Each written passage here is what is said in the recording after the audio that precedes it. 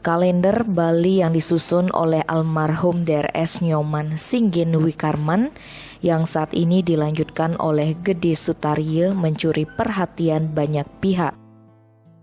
Pasalnya selain memuat perayaan hari-hari raya suci umat Hindu Bali, kalender ini juga memuat perayaan hari raya suci umat Hindu India.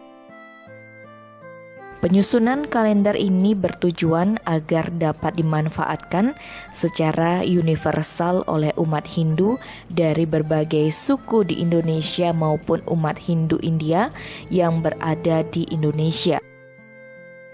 Wacana penyusunan kalender Bali Hindu-India telah tercetus sejak tahun 1990.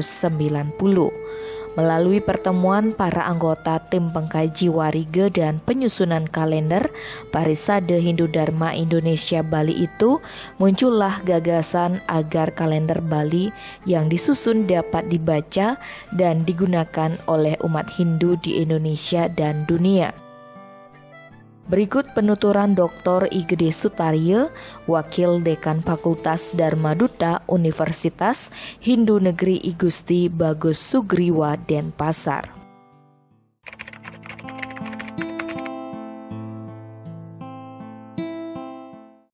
Ya, ini kan pada tahun 90-an itu, ya, para ahli-ahli kalender itu di Parisade itu rutin melakukan pertemuan itu untuk melakukan melengkapi atau memperbaiki kalender-kalender kita itu. Nah, pada pertemuan-pertemuan itulah muncul gagasan bagaimana kita membuat satu kalender yang bisa dipakai oleh seluruh umat Hindu di Indonesia lah dulu, belum di dunia, di Indonesia dulu. Nah, di Indonesia itu ada umat Hindu dari berbagai suku kan, ada suku Dayak, suku Jawa, dan yang lainnya. Nah, itu bagaimana kalau kita bisa memasukkan itu, dan juga nanti ada juga keturunan India juga di Indonesia ya, keturunan India di Tamil di Sumatera Utara dan di Jakarta juga banyak. Nah, bagaimana kita bisa membuat sebuah kalender di mana kita bisa memberikan informasi kepada mereka tentang hari raya mereka. Nah, disitulah mulai digagas untuk memasukkan hari raya itu. Nah, perhitungan di Indonesia itu, itu dari tahun 90-an sampai kemudian 96 itu belum sempat digodok secara matang. Misalnya perhitungan kalender di Dayak, kemudian perhitungan kalender yang di tempat-tempat lainnya belum pernah digodok secara matang itu bagaimana situasinya. Nah, kemudian untuk kalender India yang juga berlaku itu karena India itu kan tersebar di seluruh dunia, itu umatnya itu berlaku di seluruh dunia. Nah, itu sudah bisa dikaji karena itu bahan-bahan penelitiannya cukup banyak. Kemudian juga akses di internet tentang kalender India juga cukup banyak, buku-bukunya juga cukup banyak, sehingga hari raya itulah yang pertama dimasukkan itu.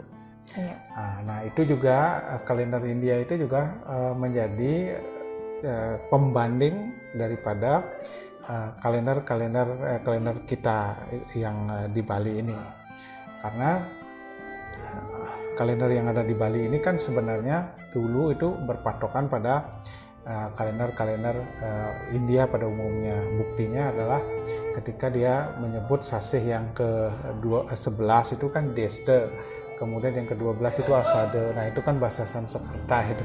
Kemudian ketika menyebut sasih ke-4 itu kan disebut sebagai sasih Kartike. Nah, itu kan juga bukti-bukti bahwa kalender Bali itu dulu juga mengadopsi kalender Hindu yang ada di dalam tek-tek Hindu atau yang disebut dengan tek Jyotisa itu. Nah, itu kemudian para tetua kita itu di Parisade pada tahun 90-an itu mulailah belajar tentang kalender Hindu yang ada di India untuk mencari perbandingan dengan kalender-kalender kita di Bali itu dan juga kalender-kalender di Nusantara. Maka dari situlah, dari pembelajaran itulah kemudian kita bisa menemukan hari raya mereka, hari raya umat Hindu di India yang kemudian kita cantumkan di kalender. Nah itu untuk memberikan informasi kepada umat Hindu yang merayakan, bukan yang tidak merayakan ya. Yang tidak merayakan ya silakan tidak merayakan. Ini kan informasi untuk umat Hindu yang merayakan. Yang merayakan itu siapa, misalnya kan umat Hindu keturunan India yang ada di Jakarta, di Tamil dan yang lainnya. Seperti informasi tentang Diwali gitu kan. Itu ada di kalender itu, tanggal berapa Diwali itu. Biasanya sih di bulan November. Nah, itu ada di kalender itu. Nah, kemudian itu informasi itu diperlukan oleh umat Hindu keturunan India. Dan kemarin juga Pak Dirjen Bimas Hindu pada tahun 2010-an itu saya melakukan pertemuan di Kupang dengan para penyusun kalender di seluruh Indonesia, penyusun kalender Hindu di Indonesia. Di situ Pak Dirjen mau mengusulkan Diwali sebagai hari libur nasional karena keinginan dari umat Hindu keturunan India itu. Nah, di situ dia tanya kepada saya, ini jatuhnya kapan? Nah, waktu itu ternyata hanya saya yang bisa menghitung itu. Akhirnya saya kasih informasi sudah waktu itu selama kurang lebih 5 tahun ke depan itu kita sudah bisa hitung Diwali itu jatuhnya pada ini. Tapi nanti tolong dicek lagi dengan umat Hindu keturunan India tentunya kan supaya lebih pas gitu. Nah, jadi intinya kalender itu kan ingin merangkum kebinekaan umat Hindu itu. Jadi sama sekali tidak ada maksud untuk memaksa orang merayakan. Sama sekali tidak ada. Itu informasi kepada orang yang mau merayakan.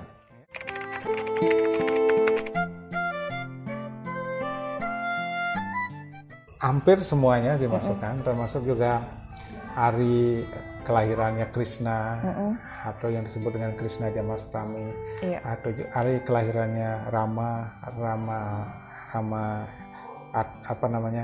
Nawami, bulan ke-9 di Chaitra itu masuk.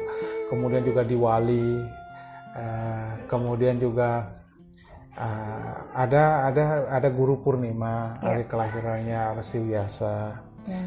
Kemudian banyak lagi hari raya Oli juga masuk. Oli yang Anda lihat di film-film itu melempar warna-warni itu kan. Itu kalau nonton film India ada ya. Itu masuk di sana.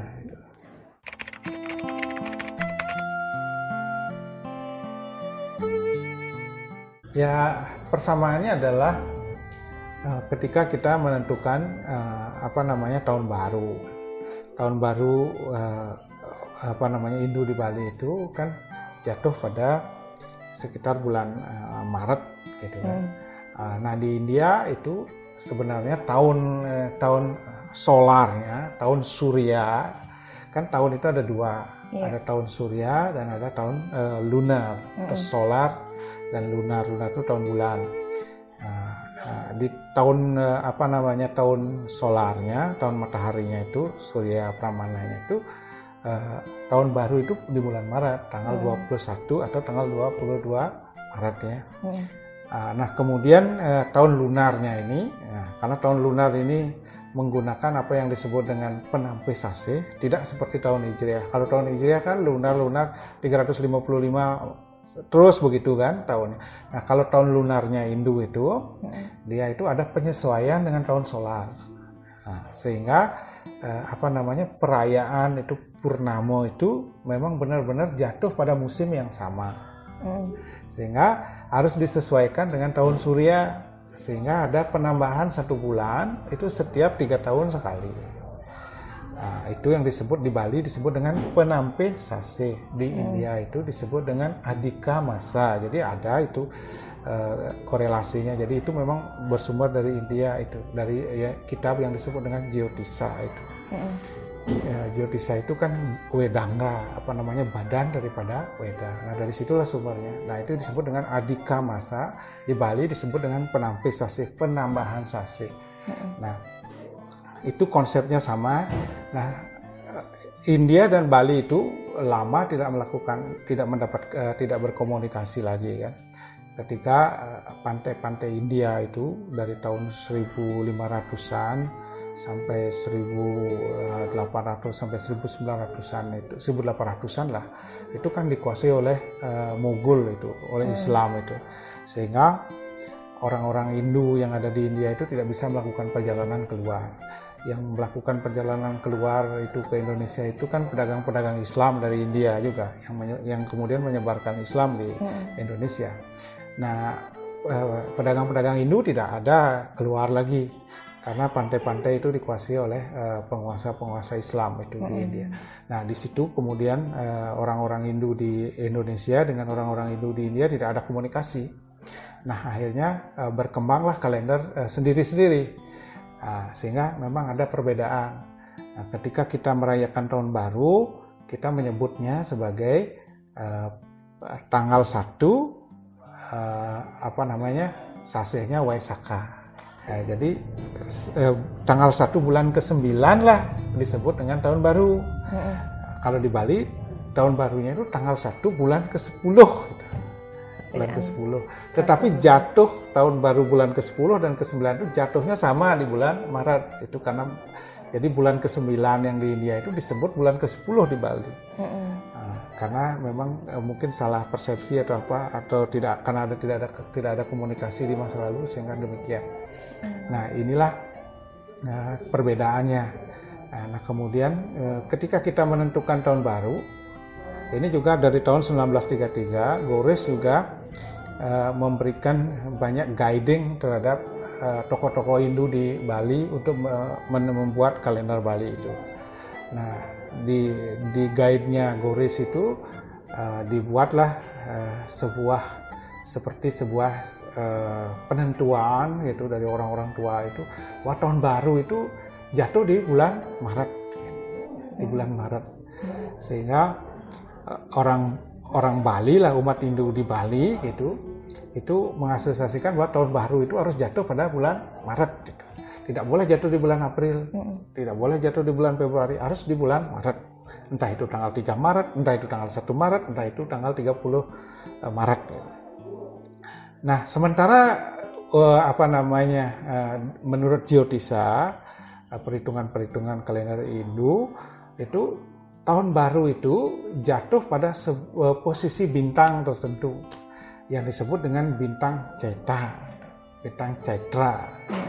Nah, bintang Chaitra itu berada di posisi yang disebut dengan final equinox, itu berada pada 13 Maret sampai 13 April. Jadi tahun baru umat Hindu di India itu jatuh antara tanggal 13 Maret sampai tanggal 13 April. Jadi boleh jatuh di bulan April karena posisi bintangnya di posisi itu. Nah itu kalau di Bali sudah ditentukan bahwa itu harus jatuh di bulan Maret, sehingga kadang-kadang perayaan tahun baru kita antara di India dengan di Bali itu kadang-kadang berbeda 1 bulan. Ketika kita menarik perayaan itu sebelum tanggal 13 Maret. Sebelum tanggal 13 Maret itu misalnya tanggal 10 Maret. Berarti kita merayakan tanggal 10 Maret, maka di India akan merayakannya tanggal 10 April. Jadi gitu kan berbeda 1 bulan.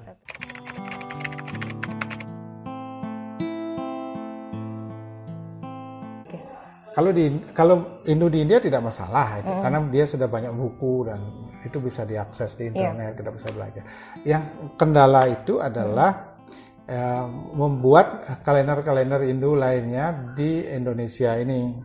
Misalnya kalender suku Kaharingan, itu kalender suku-suku yang lainnya. Nah itu belum sempat lah saya pelajari itu. Di samping karena penelitian itu juga masih terbatas juga, belum sempat terakses itu. Dan waktu tahun 2010 sempat ada pertemuan dan saya ingin minta informasi terlalu banyak, tapi lost kontak lagi. Nah jadi ini waktu juga, tapi kita akan lakukan itu. Karena kita akan inventaris semuanya itu untuk nanti bisa dijadikan masukan oleh Dirjen Bimas Hindu untuk setidaknya mengetahui lah hari raya umat Hindu di seluruh Indonesia. Kapan jatuhnya dalam 10 tahun yang akan datang. Sehingga Pak Dirjen paling tidak bisa mengusulkan fakultatif untuk umat Hindu di daerah-daerah setempat itu. Paling tidak kalaupun tidak bisa libur nasional ya. Paling tidak fakultatif lah untuk umat Hindu, misalnya umat Hindu Kaharingan ada sedang merayakan hari raya, setidaknya Pak Dirjen minta sama gubernurnya tolong dikasih fakultatif umat Hindu karena dia sedang merayakan hari raya Kaharingan di ini. Setidaknya itulah. Nah, itu nanti kita harapkan. Saya juga kalau ada waktu ini saya ingin bertemu dengan seluruh umat Hindu di Indonesia untuk menginventaris semua itu.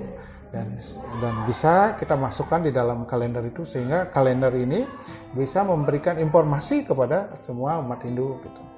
Jadi kalau kalender yang saya susun itu memang kalender khusus untuk saya buat, saya rancang untuk umat Hindu sehingga memang biar bisa dibaca oleh umat Hindu semuanya, tidak hanya suku Bali tetapi juga non suku Bali, sehingga dia mendapatkan informasi kapan hari raya yang harus dia rayakan.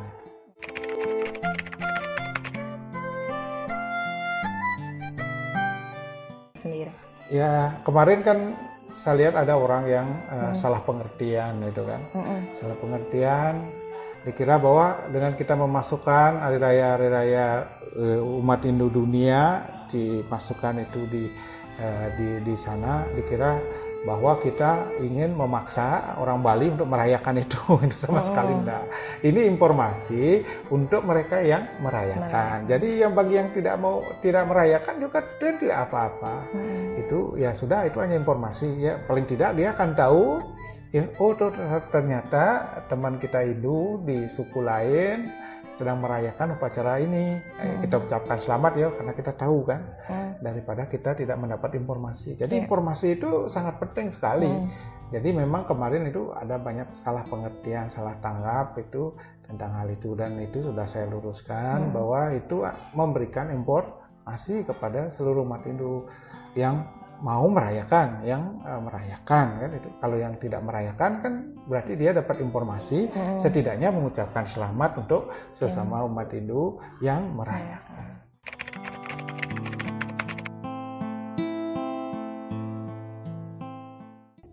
Ya ini kalender ini sudah banyak tersebar di seluruh Indonesia, karena saya juga banyak teman-teman di teman-teman aktivis Parisade dan teman-teman lain juga di seluruh Indonesia, di Jawa, di mana-mana juga banyak. Di Bali juga sangat banyak beredar sudah.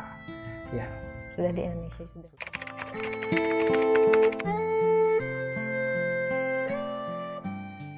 Pak. Ya harapannya ini kan cita-cita dari para pegiat kalender ya, para pencinta kalender atau tahun Hindu yang di tahun 90-an itu intens melakukan pertemuan.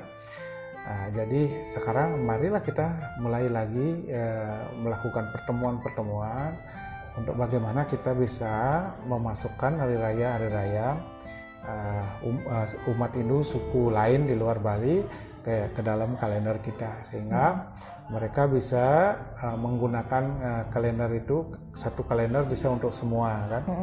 Kemudian dia juga akhirnya umat Hindu yang non Bali juga akan mengetahui bahwa orang Bali sedang merayakan apa sekarang ini, sehingga mereka bisa mengucapkan selamat atau juga mungkin memberi hadiah atau juga mungkin berkunjung kan untuk bertemu dengan saudara-saudaranya.